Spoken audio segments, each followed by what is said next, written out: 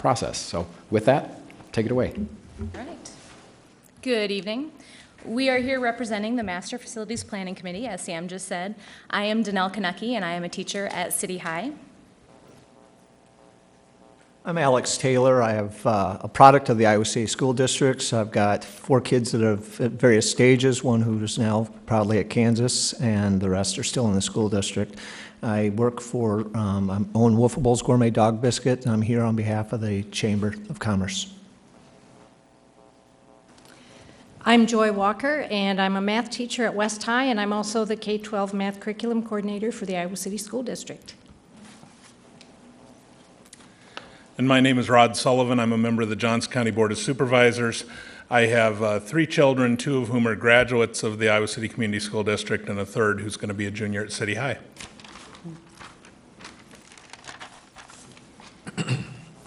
We are here tonight to present the One Vision Facility Master Planning Steering Committee recommendation to the Board of Education. As you can see, the steering committee consisted of several members of the community, a true cross-section of the school district.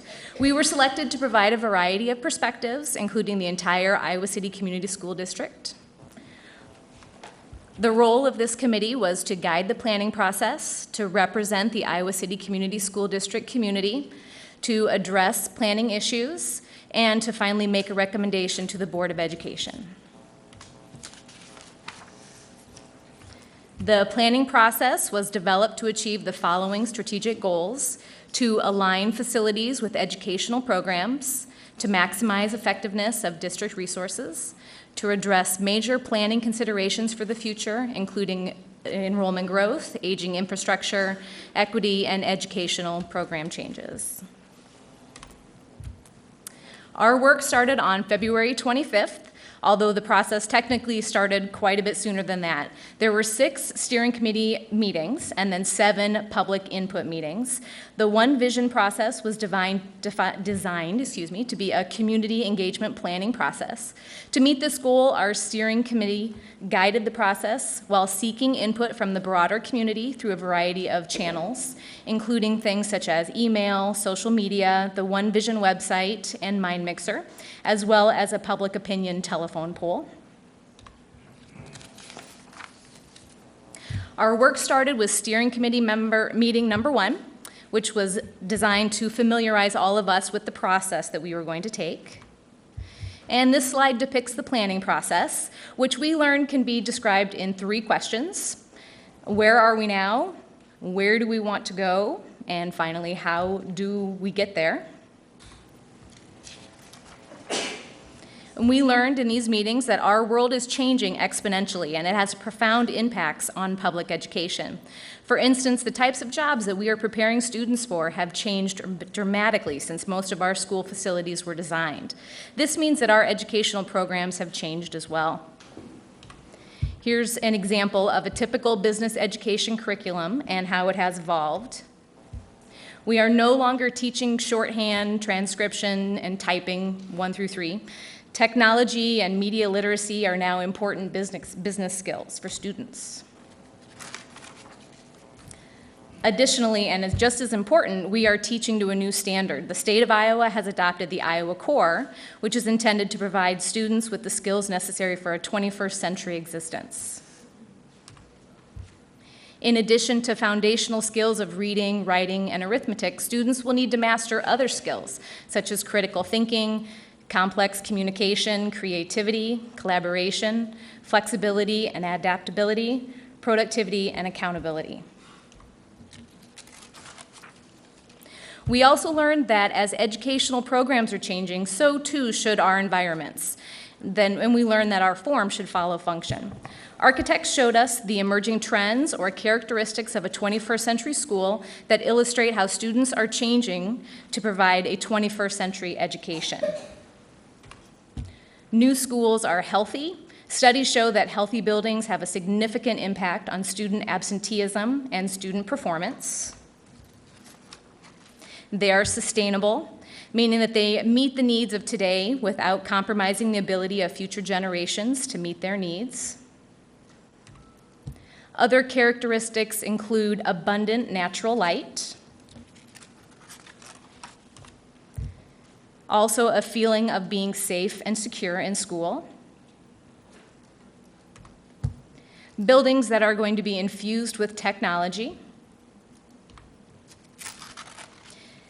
Buildings need to be engaging, where students have interests that learning is going to happen in that environment. Schools need to be fluid and flexible, so spaces can change as to meet their needs. They need to be student-centered, which means students are active participants in their education. Buildings need to be connected to nature. And they need to support creativity and innovation. Finally, buildings need to be collaborative, taking advantage of the powerful ways that students learn from each other. Thank you. Alex will continue the presentation and the process that we went through next. As a quick aside, the last slide talked about collaboration, and that was a real eye-opener for me, coming from not a directly related community school district capacity. The very first meeting, there were a lot of divergent ideas, and it was very clear that this is a very, very, very complex process. And it's difficult, with no offense to the media, for this to get captured in a soundbite or in a 1,000-word or 1,500-word article. So the very first meeting, we had divergent opinions, but at the very end, we did rally around and understood that there was a little sacrifice we all had to make for the common good of the whole, and it was a very, very productive process. So I just want to commend the school board for going through this on behalf of the community. The first step here that we did in our steering committee meeting was to look at some results from various assessments. So we assessed 4 primary things: physical capacity, or physical needs of the facilities, educational adequacy, security of our facilities, and the capacity. So when we looked at the facilities, the priorities were outlined for us, being the immediate priorities, which would be the safety of our kids. Priority Bs were the necessity things for the long-term sustainability of the facilities themselves. The third, or priority C, would be minor, sort of superficial repairs, and the priority level D would be considered sort of outdated materials or supplies that would need to be swapped out to become a 21st century educational school. Then we looked at, so knowing what our priorities were, we looked at the costs for all of these repairs. So you see here in blue, the cost for safety and security runs $1.3 million on down, and you can read the slides here, but safety and security was our first concern, and that came up over and over during our discussions. When we looked at the, where are we going here? The physical needs assessment, then we started looking at the individual elementary schools and the needs assessments on a per foot by basis, and the cost per square foot. And you can see here, and it should be no surprise, that the older schools cost more on a per square foot basis per student. So again, this was just, we walked through the details of these things so that we all had a firm understanding of what our needs were. We also, as I mentioned, evaluated educational adequacy. Educational adequacy, just for the benefit of those in the room, and I'll just roughly define that as how conducive are the physical structures to providing educational programs both today and in the future. So that might be technology, or it might be certain spaces for flexibility, chemistry labs, et cetera. We're pleased to note that the Iowa City schools top compared to 9 other districts that the architects actually reviewed. But as we start to move into the elementary schools, you start to see a little disparity here. Again, the older schools have a little less educational adequacy, and the newer schools more. And then when you look at the junior highs, there is a little bit of disparity, but between these facilities, the disparities are different. The needs at Southeast are different than the needs at Northwest.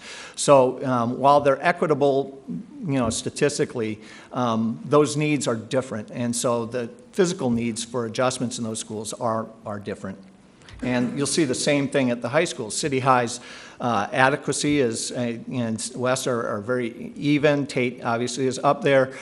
But just because they're even, the needs are different in those facilities. So that was the physical, the assessment on the educational adequacy.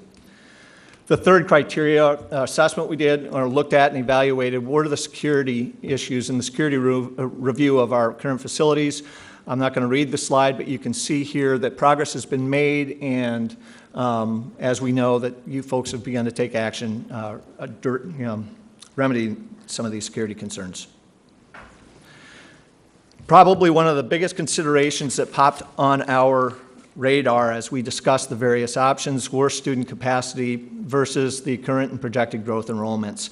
So we start here with the elementary schools, Lincoln having the lowest capacity, but their growth and enrollment is pretty substantial. And then you go all the way down to Van Allen, greater capacity. But again, looking at the enrollment trends, these are large considerations as we considered our facility needs in the future. When we looked at the high schools, rather the junior highs, again, you see similar things, although their adequacy is a little bit more sustainable, I think. Then when you look at the high schools, it's probably no surprise to anybody, but you can see that we just don't have the capacity right now for projected and current enrollments. Then we went into the visiting workshops, and this is the public contribution sections here. And there were several of these held on 3 dates, and here's the attendance at those dates. I was actually surprised that we didn't see more people from the community coming out, given the volatility of some of the issues. But we had 180 people show up. The first activity, we had a small group activity, and what we did was try to rank our desires for 21st century characteristics in a school. And that's what you see at the top of this chart. And you'll see at the very far right, those highest ranked were healthy, technology-infused, and student-centered. The second activity then was to look at the responses of these people as to what they would want visitors to say about our schools after they've visited our 21st century schools. And as you can see, this word diagram, student-centered, engaging, technology, and equitable are some of the top responses to that vision. The next most important issues that the groups accomplished here in the next visioning activity was needed to address was constructing new facilities. And when asked how they would currently describe our facilities, the top answer was clearly crowded. This reinforces the planning process and allows us as a community to rally around what we perceive to be the needs as well as what our desires are. The steering committee meeting number 3, what we did then is start to build we're called planning principles, and there are 5 of them. First, one planning principle would be making sure the facilities are student-centered. And again, I'm not going to read the slide, but it speaks for itself. We want to make sure that our facilities are able to provide an educational environment in a variety of educational programs for the 21st century. We want our facilities to be equitable, meaning that no facility has nicer boards or better technology or any disparity exists across those. We want to make sure they're accessible and accommodate the ADA and appropriately sized for the use and purposes of those facilities. Technology infused.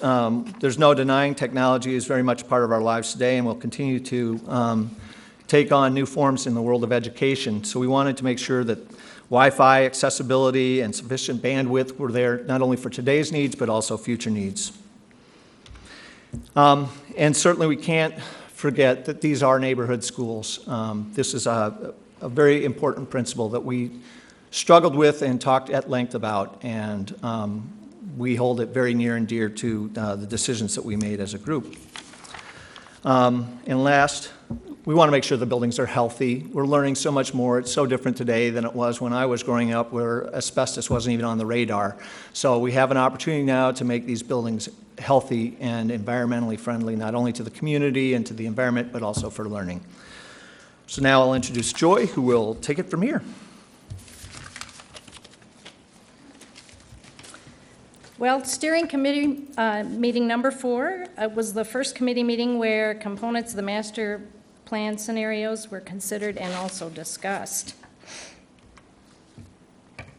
Options were presented in elementary groupings, both K-6 and K-5, junior high groupings, both 7-8 and 6-8, and high school groupings, which included new construction or additions. We gave feedback to the architects about the strengths and weaknesses of the various groupings and suggested ways to combine the groupings into complete master plan scenarios to present to the public at the master plan workshops.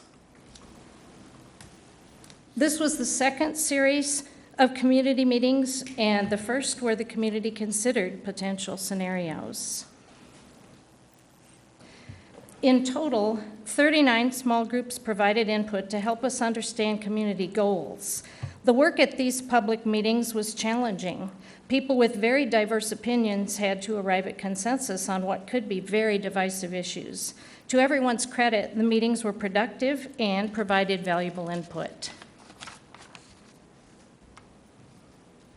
The community looked at a total of 8 different scenarios with varying approaches to addressing our facilities challenges.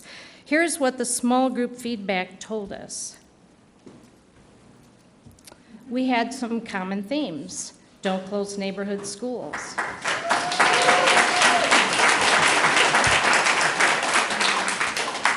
If space is needed for City High, closing Hoover would be acceptable. Scenario 1 is what was promised and voted on. The feeder system is important. Slight preference for grades 6 through 8 junior highs with a feeder system, and if school enrollment sizes are standardized, that concept should apply only to new construction, not to existing schools. Common themes. Retiring facilities would be acceptable if they were rebuilt in place. Constructing a third high school is important. Lots of differing opinions at tables that couldn't come to consensus. A number of questions about location of new schools. Concern about junior high size with scenario 4. No clear consensus for addressing equity issues. Concerns also arose. Which scenarios lend themselves to the diversity policy? How will this impact the district financially, which of course leads to what's the larger context? I would add another round of input. These scenarios all need further refinement before going to the board. Not enough time to answer questions. Need more information before making a decision. When asked to identify their top 3 scenarios, 1, 4, and 3 received the most support from the attendees at the master plan workshops. And you can see that on the top graph, the colors indicate the 3 different dates of the workshops, and the bottom is the sum total of those 3. Steering committee number 5. The goal of our 5th meeting was to take the input we received from the community in order to narrow the options down to 3 to recommend to you, the Board of Education. But one of the statements we heard loud and clear was that the community wanted more information and more time was needed. So at this point, we revised our process in order to provide another chance for public input. In response to one of the concerns voiced at the master planning workshops, we took a closer look at operational costs, trying to understand the larger context. So in other words, you can see we have an average cost per student at the 5 largest elementary schools versus the 5 smallest elementary schools. The larger school having a 9% less cost down the road, whereas at the rate of our 5 smallest schools, we're talking about 70% increased costs there. So that was an interesting thing to look at for us at that time. Taking feedback from the master planning workshops, the architects narrowed the scenarios from 8 to 6 for our review and input. Community meeting number 3 was the most highly attended public meeting with nearly 400 people in the ballroom of the Hotel Vitro. Results of the public opinion survey were presented, which reinforced that the Iowa City community definitely favors improvements to our school facilities. Just for the record, the center column there includes the first one, because the first time I looked at it, I said, I don't think that adds up to what it should. But the middle column, again, shows the big numbers there that everyone that strongly or somewhat favor these different statements to improvements to our schools and our facilities. It also showed that a 1,500 student high school is preferable to most people. And again, you can see that reflected in the first column of numbers. Using feedback that we emailed to the district, the architects narrowed the number of potential master plan scenarios down to 4. 3 K6, 7, 8, 9, 12 scenarios, and 1 K5, 6, 8, 9, 12 scenario.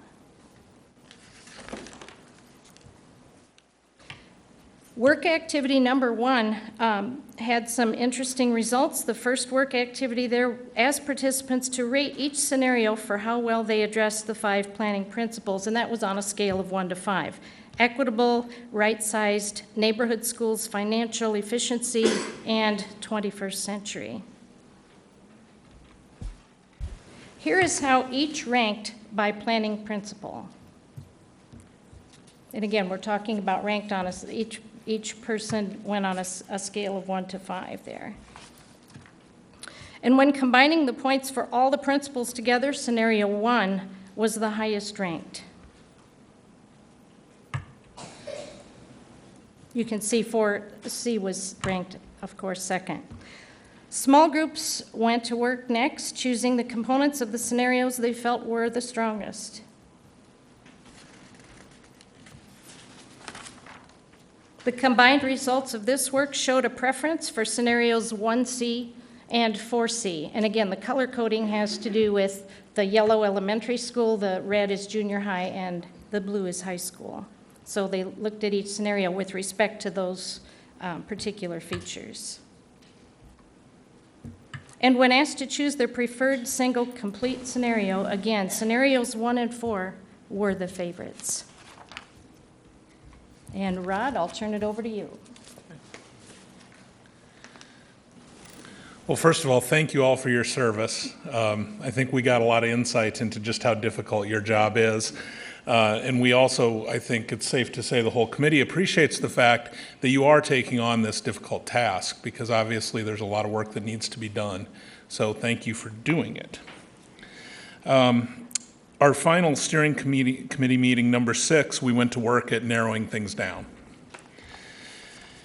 We reviewed the 4 scenarios that were presented. We held them up against the strategic goals that were outlined, and this time we reviewed them by grade alignment. Again, the scores that are reflected showed that scenarios 1D and 4C were the top choices. And finally, the steering committee got into small groups to recommend changes to these plans, and this process was followed by some individual voting to decide which of those changes might be adopted. Here you will see the things that we voted on and the results. After some lengthy discussion, the group decided to eliminate scenarios 2C and 3D. And that leaves us with our recommendations. Has somebody got a drum roll? Okay, so recommendation A. This is 4 new K through 6 elementary schools, 3 on new sites, and the last one at the current site of Hills Elementary. Hoover Elementary School would be used as a swing school and then retired to accommodate future City High growth. Penn Elementary School receives a classroom addition to seat an additional 150 students. A historic renovation and addition is proposed at both Mann and Longfellow Elementaries. Equity issues are addressed by adding a full-size gym to elementary schools that lack that space and completing other needed upgrades to all schools. At the junior high schools, North Central would receive a large classroom addition, while Northwest and Southeast receive minor classroom additions and renovations. In this concept, T-Rec is used as a swing school and then retired. The program would then need to be relocated to a new or existing school. And finally, a new third comprehensive high school with a capacity of 1,500 is proposed, along with classroom additions to City High to mirror the current capacity of West High, and West would receive renovations. The committee had come up with an annual average operating and staff cost for this scenario of $98.6 million, and this would meet the projected enrollment growth through 2023. And there are the specifics of that plan. I won't go through that. Recommendation B, there are 3 new K-6 elementaries, as well as historic renovations and additions to Longfellow and Mann. In this scenario, Hills, Hoover, and Lincoln Elementaries would be used as swing schools and then retired. And 3 200-student capacity additions are built onto existing elementary schools, while Penn Elementary receives classroom addition to seat an additional 150 students. At the junior high schools, North Central receives a large classroom addition, while Northwest and Southeast receive minor classroom additions and renovations. In this scenario, TREC remains in use to accommodate the special programs that are currently at that facility. And once again, we have a 3rd comprehensive high school with a capacity of 1,500. The annual operating and staff cost here would be $97.9 million, and this plan also meets the projected enrollment. And again, there are the details for recommendation B. Here are life cycle costs and educational adequacy scores and the cost-benefit analysis. In conclusion, I think it's important that we explain kind of how we got here. Our top choice was clearly A. It's now known as Recommendation A for you folks. We did, however, feel it was important that you have some other things to consider, and therefore we gave you 2 choices. We know that you folks are going to make the best decision that you know how, and the committee also is very understanding of the fact that you folks will take this as a recommendation and that you may see the need to make adjustments as you see fit. So thank you very much, and now we are available for questions if you folks have any.